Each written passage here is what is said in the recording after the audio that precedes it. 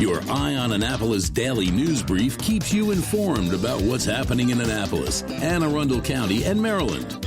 Local news, local sports, local events, local opinion, and, of course, local weather.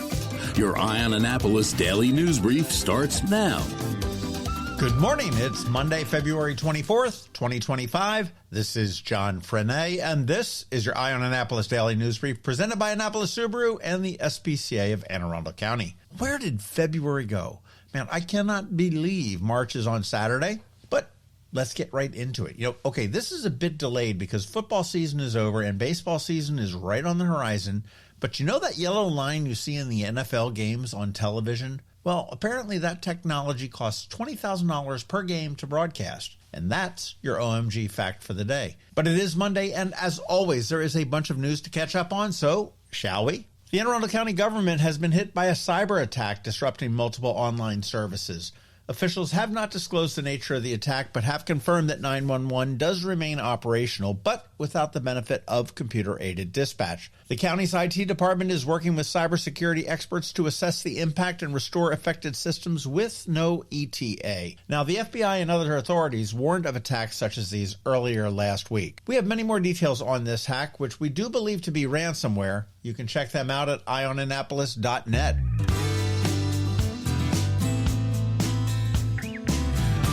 One person was killed and two others injured in a head-on collision on Generals Highway on Thursday night in Anne Arundel County. The crash did occur late at night when a vehicle crossed the center line and struck an oncoming car. Emergency responders did transport the injured to the nearby hospital. That was both drivers, and the passenger in one of the vehicles was killed. Authorities are still investigating the cause of the crash. Two people died in a townhouse fire in the Heritage Harbor community on Wednesday night in Annapolis. Firefighters responded to the scene and managed to bring the blaze under control in less than 30 minutes. One victim was pronounced dead at the scene. The other later died at the hospital. Officials are working to determine the cause, but they do believe that it was accidental in nature.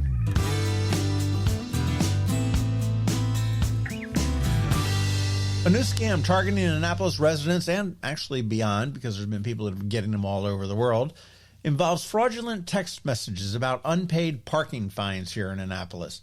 The messages contain links that lead to fake websites designed to steal personal and financial information. You want to be cautious and avoid clicking on any unsolicited links.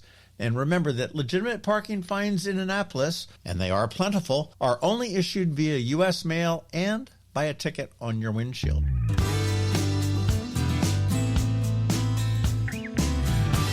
Forever 21 is closing its Annapolis Mall store with no official closing date announced just yet.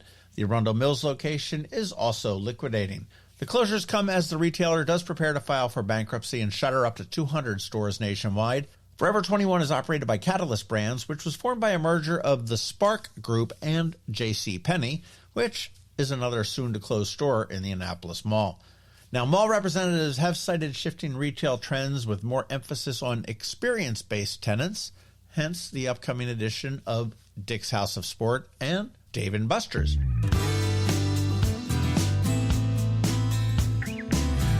On Friday on Canines and Crosstracks, we met Jade, a wonderful 4-year-old Frenchie, and we also met Jasmine, a wonderful human cardiologist who talked about heart health for your pets. If you missed it, give it a listen and then get in touch with the SPCA and see if you can give Jade a forever home. On Saturday on the Local Business Spotlight, we chatted with Chuck and Dawn Jeffries from Robex, everyone's favorite smoothie place at the Harbor Center. You want to make sure you give that one a listen as well.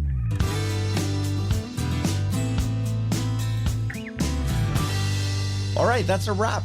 First off, thank you, as always, for listening and sharing, and a quick thank you to our sponsors for the Daily News Brief. Annapolis Subaru, the SPCA of Anne Arundel County, Hospice of the Chesapeake, and Mathematics. And Covington from CovingtonAlsina is here, of course, with her Monday Money Report, and we have your Eye on Annapolis weather. All of that's coming up for you in just a bit, so stick around. Coping with advanced illness can be overwhelming, and determining the best options for a loved one isn't always so easy. But here at Hospice of the Chesapeake, your hometown hospice, we want you to know you do have a choice. You can choose exactly who provides the care and the type of care you receive, and it's your decision when and where your loved one receives that care. We have served our community, family, and friends for over 40 years. We are there when you need us. Learn how we can help at hospicechesapeake.org. Next up, we're diving into today's Eye on Annapolis weather forecast. From sunny skies over the bay to storm warnings that could impact your plans, we've got the details to keep you ahead of the curve. Stay tuned. It's all coming your way in just a moment. Good morning, Anne Arundel. Here is your weather outlook for the next couple of days. Today kicks off with mostly sunny skies, highs in the upper 40s, a little cool, but nothing unbearable. By nighttime, clouds start creeping in and temperatures are going to drop to the low 30s. Not quite freezing, but enough to make you rethink that evening walk outside without a coat. Tomorrow brings even milder temps with highs reaching in the low 50s. Pretty nice for late February. By evening, we do see lows dipping into the high 30s. Wednesday, that's the winner for the week. Lots of sunshine, highs in the mid-50s with overnight lows in the upper 30s. You want to get out and enjoy it if you can. Looking ahead, pretty much more of the same through the weekend, with temps ranging from the mid to upper 30s overnight and daytime highs in the upper 40s, low 50s. There is a chance of some rain on Thursday, not much, but generally the rest of this week looks pretty good, and we're not shoveling snow. All right, that's your forecast. Stay safe, stay warm, and enjoy the sunshine. Hi, I'm Betsy Abraham.